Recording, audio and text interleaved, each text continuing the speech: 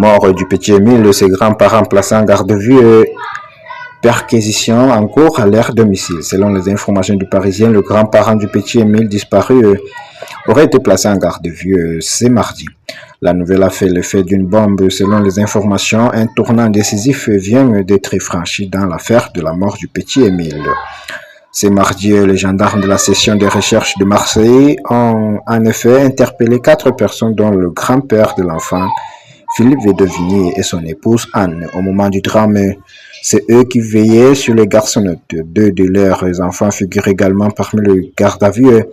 Les 4 suspects sont entendus sur des faits des homicides et recel des cadavres dans le cadre d'une information judiciaire requalifiée, rapportent nos confrères.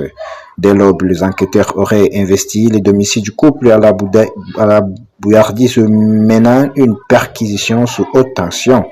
Cette vague d'interpellation marque un tournant après 2 ans d'enquête discrète et de nombreuses spéculations. Reste désormais à savoir si ces gardes à vue déboucheront sur des mises en examen, un mystère que seuls les juges d'instruction d'Aix-en-Provence pourront éclaircir. Toujours d'après les Parisiens, l'enquête aurait pu prendre une autre tournure bien plus tôt, pour cause les gendarmes envisageaient déjà au 2e trimestre de placer le grand-père d'Émile et certains proches en garde à vue.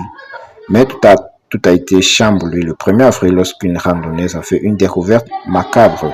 Cette révélation a momentanément recentré les investigations sur une hypothèse tragique. Aujourd'hui, des analyses croisées sur la topographie du terrain et les capacités physiques d'un enfant de 2 ans et demi sèment les doutes.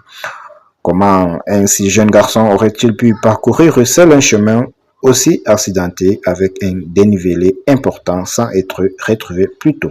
Une question qui relance l'idée d'une intervention extérieure dans cette affaire glaçante. Une chose est sûre, c'est que les forces de l'ordre comptent bien faire la lumière sur cette tragique disparition.